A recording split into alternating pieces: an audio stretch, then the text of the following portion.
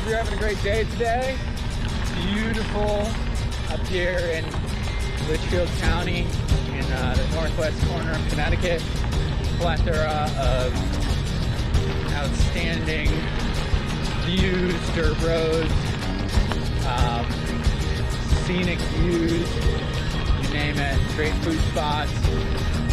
But today, I'm gonna talk you through how to descend more confidently on your gravel bike. Now, if you're coming from road biking, there's going to be some differences. You want to really think about your body position during descending on a gravel bike, because on a road bike where you have a smooth surface that you're descending over with predictable traction, assuming you don't hit a patch of sand, you can more or less just stay seated and keep your hands on top of the hoods and just use your brakes to slow you down. But on a gravel bike, you're battling for traction. You're gonna have brake bumps. You're gonna have loose surfaces, and there's quite a few things you need to be thinking about. So I'm gonna take you to one of my favorite roads to ride on around here. It's well, it's a steep climb or a steep descent, but it's a great place to show you how to descend properly. So yeah, let's go for a little ride.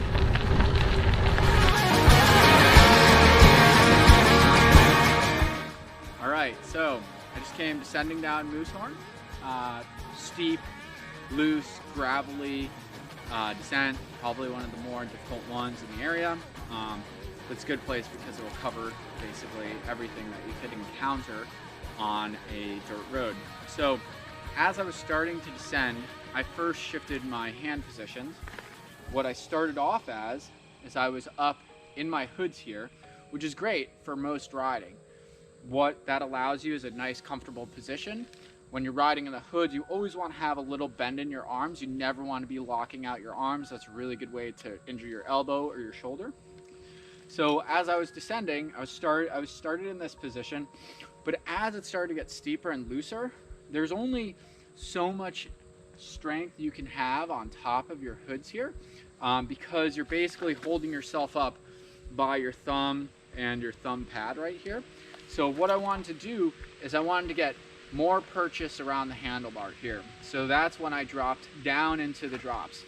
Besides just having more purchase and having more that I can push into, because I'm not only holding on with my thumb, but I have the rest of my palm and these 3 fingers. So I'm holding on there. I'm grabbing with 1 finger, because when my finger's down here, I get the most amount of leverage on that brake. That means that I'm gonna get the most amount of power. So as I started to descend, I got down into this position, which automatically forces my arms into a more bent position. What that's gonna do is having your arms in that bent position, it's gonna allow you to absorb some of that, some of the shock from the road. So you'll be in this position, you'll be modulating your brakes using your finger here. And besides that, I know I'm pointing it uphill. This is a little counterintuitive, but just how I set it up, I guess. So you're gonna want to have your pedals nice and level.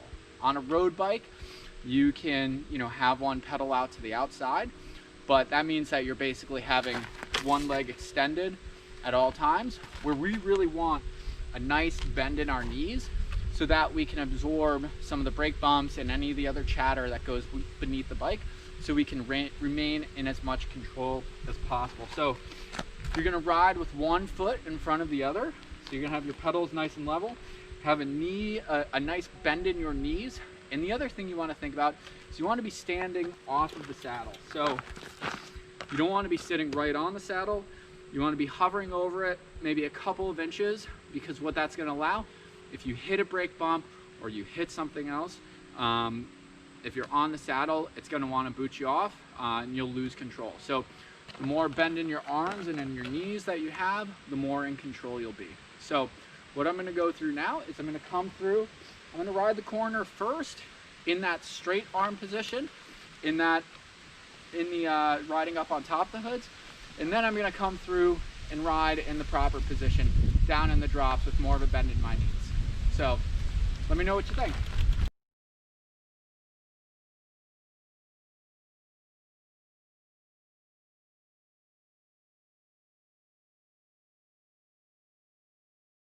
What you should have seen there as I came through the first time and my arms were up like this, I was getting bounced around a lot. My upper body was all over the place. That's incredibly unstable. That's your center of mass is just going up and down, and you're going to be more likely to have some sort of an accident if you're out of control that way.